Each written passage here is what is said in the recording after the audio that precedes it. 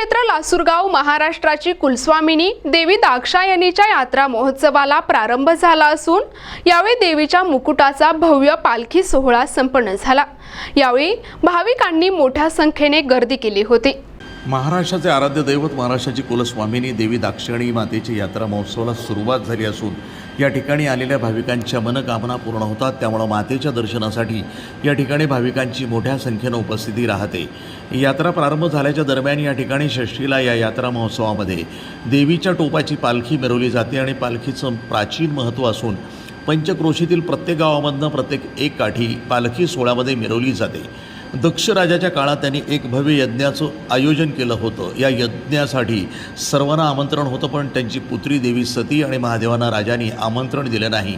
तरी माहेरची ओढ म्हणून सती देवी दक्ष नगरीत आल्या, पण यज्ञ सुरू असताना दक्ष राजांनी भगवान शंकराचा अपमान केला। हे देवीला सहन झालं नाही, म्हणून ते देवीनं याच यज्ञकुंडामध्ये उडी घेतली। हे भगवान शंकराला कळताच भगवान शंकरानं रौद्र रूप धारण करून दक्ष राजाचा शिरच्छेद केला। ज्या ठिकाणी हा यज्ञ सुरू होता त्या ठिकाणी आज दाक्षायणी देवीचं मंदिर आहे। तिथं महत्त्व असं आहे, पौर्णिमेला काठी मिरवते आणि षष्ठीला पालखी मिरवते। पालखीच्या निमित्तानं सगळे शेजारी पाजारी जे गावं आहे ते गावं इथे हजर होतात। श्रीरामपूरच्या काठ्या येत्या, बोरसरच्या काठ्या येत्या आणि ती पालखी आपल्या जुन्या चावडीपासून जे निघते तो मंदिरापासून तर आपल्या इथं देवीचं टोप येतो। त्या टोपीची महापूजा होती। सगळ्याचे ब्राह्मणाच्या हाताने महापूजा होऊन यात्रेत मिरवली जाते। मोठे संख्येने भाविक त्याचं दर्शन घेतात। सगळे यात्रेतले लोक भाविक लोक दर्शन घेऊन परत ही पालखी देवीच्या मंदिरात जाऊन विसर्जन करतात। आज देवी दाक्षायणी महोत्सवाच्या निमित्त आज देवी दाक्षायणीची पालखी निघत असते।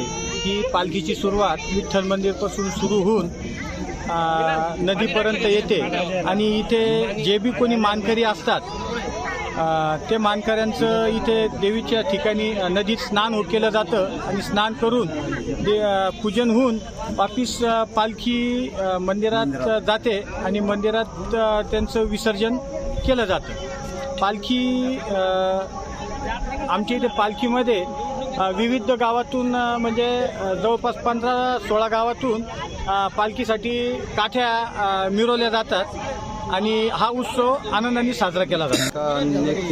त्याच्यानंतर मग षष्ठीला पालखीचा सोहळा परंपरेनुसार पार पाडला जातो।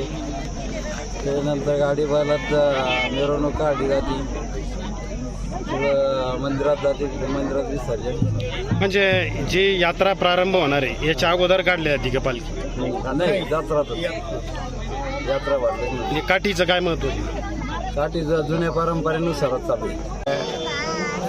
दरवर्षाप्रमाणे आणि परंपरा आमच्या आज पंधरवा काढीत होते त्याप्रमाणे आम्ही म्हणजे पालखी काढतो, काठी काढतो। त्याचं महत्त्व म्हणजे एवढं महत्त्व आहे देवीचं का सगळं म्हणजे आम्हाला सांगता येत नाही, पण परंपरानुसार चालू आहे त्या पद्धतीनं आम्ही दरवर्षी काढतो आम्ही पालखी। यात्रेमध्ये या कोणत्या दिवसामध्ये काढीत आहे? षष्ठीला पालखी, पौर्णिमाला चैत्री पौर्णिमेला काढी, त्या हिशोबानं आम्ही ती परंपरा चालू राहते आमची। प्रतिनिधी रमेश नेटके, वैजापूर, जिल्हा छत्रपती संभाजीनगर, NTV न्यूज मराठी।